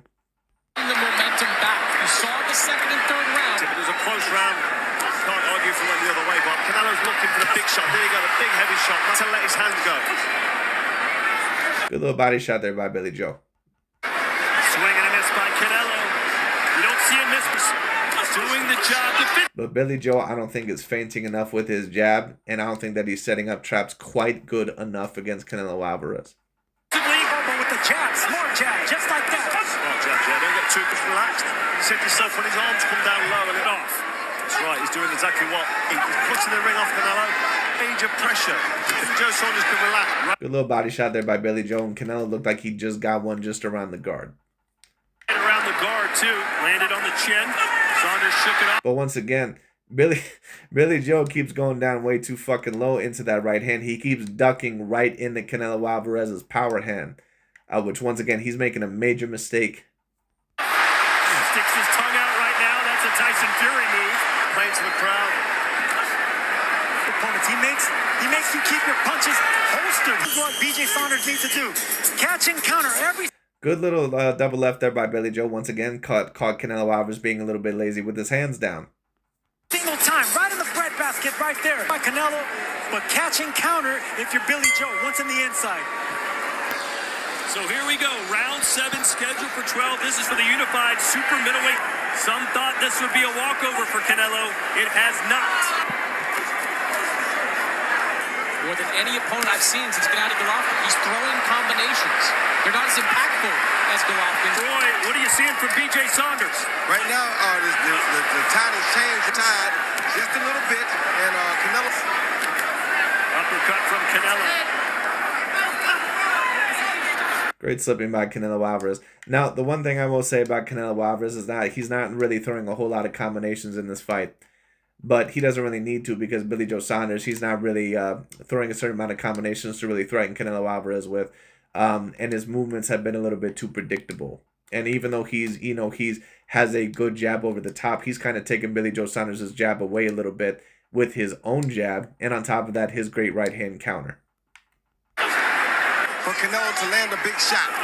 And see that? Billy Joe Saunders throws that left hand, and immediately Canelo Alvarez, he blocks it, then immediately throws a right hand down the pipe. Now, that one I don't think landed, but he at least has the right idea. Once again, Madrimov tried that a little bit against Crawford, but just nowhere near enough. Extremely close. Canelo continued him out a little bit. I think he's definitely trying to figure him out. In either round 7, 8, or 9. 68-66, Canelo. And that's... holy shit. You can fucking hear that punch all the way from Georgia. That fucking punch. Once again, Canelo Alvarez is a master counter puncher within the mid-range. He caught Billy Joe Saunders overextending, then he moved down into position, and Canelo Alvarez backed up and caught him with a mega right uppercut. Something that you're not going to see from Israel Madrimov. Canelo continued him out a little bit. I think he's definitely trying to figure him out. In either round 7, 8, or 9. 68-66, Canelo. Billy Joe Saunders led with the hook there, and that was a very, very poor idea. And then on top of that, he once again went to the same position and just completely ducked into Canelo Alvarez's right hand. And this time it cost him. 2 rounds over. Saunders took an awkward step back. You see Canelo landing big shots. This fucking fool had Billy Joe Saunders up like the whole entire fight. Like, this fucking moron, man. And look, the right eye of Saunders is swelling up. His troops here at AT&T Stadium. He breaks down opponents and makes them weary of the shots that are coming their way. He's like a matador. Well, that's the power from Canelo. Yeah, Billy Joe needs to hear this bell here. Go to the corner and regroup. Nice left uppercut from Canelo. This is it. So perhaps order has been restored if you're a... But anyways, that pretty much was about it. Overall for the Billy Joe Saunders versus Canelo Alvarez fight. I might take a look at another fight, maybe one where Canelo also fights in a little bit more of a different style. But as you can see, once again, the difference in skill sets. Canelo is a much better counter puncher than an Israel Madrimov, especially within the mid-range. He also has the ability to pressure extraordinarily well, and he has a much better lead hand and a better jab than Israel Madrimov. But I'm going to try also to find another fight to where there could be another example. Okay, so in the final part of this video, I thought that I would review highlights by a sports channel called Sports on Prime.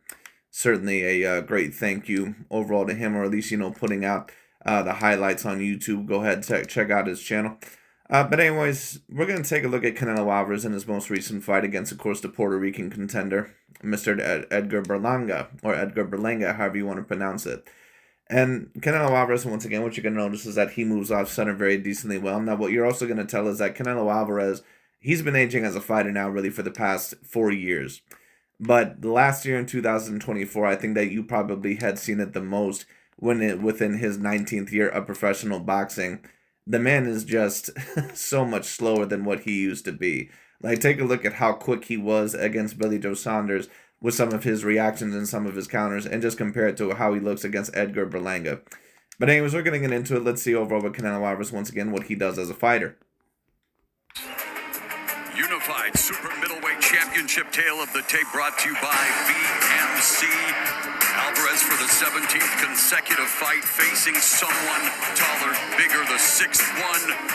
Berlanga has a 2.5-inch advantage when it comes to wingspan. He'll try to utilize that. He says he's going to look to use the jab to try to disrupt Canelo's rhythm. Edgar Berlanga, he tried to use a jab, but once again, not everyone has a great jab and not everyone has a great lead hand. What Edgar Berlanga really is that he's pretty much a pressure fighter with no special effects whatsoever. He's a guy that comes forward. He doesn't really seem like he throws a certain amount of great feints to me. He really doesn't change his head levels quite often. He's got some talent, especially some physical talent, but is he really a kid that, in my view, is ever going to be looked at as one of the future top 10 pound-for-pound fighters? Now, you see that Edgar Berlanga, what I do like that he's doing is that he's kind of inviting Canelo Alvarez to come through the guard and, kind of putting his hands up on him, then putting them down, and he's not too far within range. That's very good. But what you notice about Edgar Berlanga, and this was also a huge problem with Errol Spence Jr., his head levels just very rarely change. And when they do change, a lot of the times his head will return to the same kind of stiff position. But anyway, and even take a look at Canelo Alvarez, even when, he's within that range, he's always bouncing back and forth a little bit, waiting on a certain counter to come towards him, so he can throw back at you. Once again, people take a look at Canelo Alvarez and, they say, oh, he's just a pressure fighter. He's just a guy that completely relies on power and a guy that just breaks opponents down. Canelo can break you down, but that's not really what he likes to mainly do. Canelo Alvarez really likes to outbox you in the middle of the ring. That's what Canelo does. But see how Canelo Alvarez, kind of like Madrimov, he's kind of changing head levels and giving different looks, but he's doing it to a better degree, in my view, because his offense is a little bit more varied. And on top of that, he's not actually afraid to attack and trap you up against the rope, something that Israel Madrimov did not do against Terrence Bud Crawford. And once again, you notice when Canelo is throwing that jab, that his right hand is glued right to the side of his face. Very great defensive boxer, once again, that Canelo Alvarez is. Does he want to launch the right hand? Great 1-2. It's Canelo. Maybe a little right there landed by Edgar Berlanga. Once again, you can tell that Canelo Alvarez, and he kind of pulled his hands away from his face there. He does that a little bit at times to sometimes defend to the body. Partially the reason why that landed was because Canelo Alvarez is just clearly getting slow as a fighter, but on top of that, he probably should have not taken both hands away from his face there. He perhaps, maybe could have used, that in a different position, at least with one hand, but, Canelo Alvarez probably could have, backed up and kept both hands up and then possibly catch in the left hand. You know what? That's one of Canelo Alvarez's favorite shovel hooks or fakes to the body, and then lefts upstairs. He's absolutely flawless with it.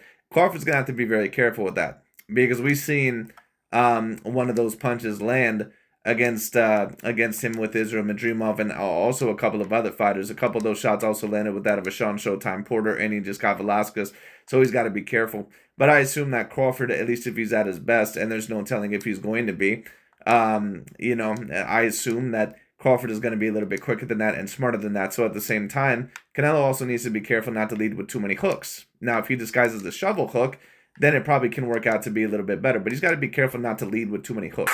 You also notice once again that Canelo Alvarez, when he's on the inside, that he doesn't just throw 1-2s, that he also throws certain combinations, and that he mixes his offense up. Once again, Madrimov, even though he was doing certain things correct in the Terence Bud Crawford fight, his offense was way too repetitive, and he would just, once again, he was just not attacking enough. He was not putting on the pressure enough. He was really not putting it on Crawford enough within the clinches and the exchanges. He was not really trying to, outdo Crawford and really show his girth and his size against Terence Bud Crawford. He pretty much fought like a fighter that was in front of a fighter that, pretty much looked at him as an idol.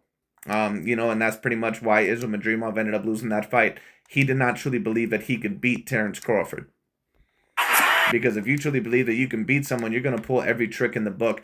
Israel Madrimov, to a degree, is somewhat of a limited fighter in certain areas, but he's very talented in my view. He's an A- level talent at the very least. But he's a dude, once again, that he should have been making this very rough on the inside with Crawford. He should have been, kind of trying to push him around a little bit. He should have been trying to throw certain punches on the inside, combinations up against the ropes. Then, if Crawford unleashes certain punches, then you can go in that little shell, and maybe you can counter Terence Bud Crawford over the top with something. And he did it at times, but he just didn't do it anywhere near enough. Excellent defense by Canelo Alvarez. But Berlanga's making this really easy because Berlanga pretty much is a one-dimensional fighter. Great overhand right by Canelo. And then immediately when he lands that right, his hands return immediately back to his face. See that? One of Canelo Alvarez's favorite counters right there. Berlanga misses with the overhand right. Canelo backs up and slips it and lands that uppercut. Crawford also has a pretty good slip uppercut counter, especially to the body. But Canelo Alvarez, his uppercut is a little bit more meant to land to the face, while Crawford's is a little bit more meant to land to the body. Once again, using his lead hand for forward momentum to control the momentum of Edgar Berlanga. Good little slip there by Canelo Alvarez. But as you can see, Canelo Alvarez compared to his old self, he looks a few levels below in terms of speed. He's just so slow at this point in time in his career. He's a great fighter still at this point in time in his career, but he's just nowhere near his peak anymore. He's still at a very good point in his career. He's still one of the top 10, the top 5 pound-for-pound fighters in the world, but you can tell once again that he's starting to get more hit, and that, it's a little bit easier to hit him because he doesn't have the same level of timing anymore. The skills are still there, and the great defensive ability is still there, and the accuracy is still there. But when you start to get older as a fighter, and I think I kind of seen the same thing with Crawford in his last fight against Madrimov, you're not going to be as accurate because your punches, you're just not as quick to the punch anymore. So your timing sometimes is going to be a little bit off. Your legs aren't as quick anymore. You can't move around quite as fast. And especially if you're going up in weight and trying to gain weight, you're definitely going to be slower. So we'll see what ends up happening. I think that they both are a little bit older, but if you're definitely asking me who I think has more wear and tear between the two fighters, I definitely think it's Canelo. Of course, talking about himself and Terence Bud Crawford. And in the Crawford and Canelo Alvarez fight, this is where Crawford does not want to be. So that once again, Crawford needs to keep his weight down for that fight. Because, if he can take advantage of the fact that Canelo Alvarez is, clearly kind of slowed down a little bit as a fighter, and on top of that, Canelo has never really had the quickest of feet anyway, and he does have a little bit of a problem sometimes cutting off the ring against someone that uses a great amount of lateral movement. At least we've seen it before. You know, although he's improved, you know, on cutting off the ring against those type of styles to a certain degree, then Crawford, you know, might have a potentiality to win the fight, or at least outbox Canelo Alvarez. But once again, if he gains weight, he's not going to good overhand right by Edgar Berlanga. Canelo Alvarez got caught being a little bit lazy there. But I think that Canelo Alvarez is starting to become a little bit more hittable within his past couple of fights, because I think that he's slowing down a little bit, and I think that he feels he needs to be a little bit more on the inside in order to hit some of these guys. So that's why it will be interesting to see that if Crawford, that if he can look like how he looked against Errol Spence Jr., if he can take advantage by using his lateral foot movement. We'll see. Good uppercut on the inside by Canelo. And of course, great setup with the lead hand, then a right hand, and then of course he ducks under Edgar Berlanga's offense. Once again, Canelo Alvarez's head movement, even at this age, it's still great. Now it's, you know, slowing down clearly, and it's not as good as what it once was. But you know, his level of head movement, you know, still is very good. This was the end of that fight. I thought that Canelo Alvarez had pretty much dominated this fight, but it was very clear that he's just very old at this time. Yes, he's 34 years old. But Canelo Alvarez is really more like a 39-year-old in there. He's not someone that, once again, is going to age like other fighters age, because he's been fighting now professionally for 20 years. So, once again, it's just going to be different. And on top of that, he's fought a lot of A-grade level names. So, it is what it is. But anyways, I just thought that I would show you that the difference in the offense of an Israel Madrimov and a Canelo Alvarez, and also someone like that of a Terrence Bud Crawford. But anyways, that pretty much is about it for today. Thank you guys so much for watching, and I'll talk to y'all later. And once again, we'll see where this goes.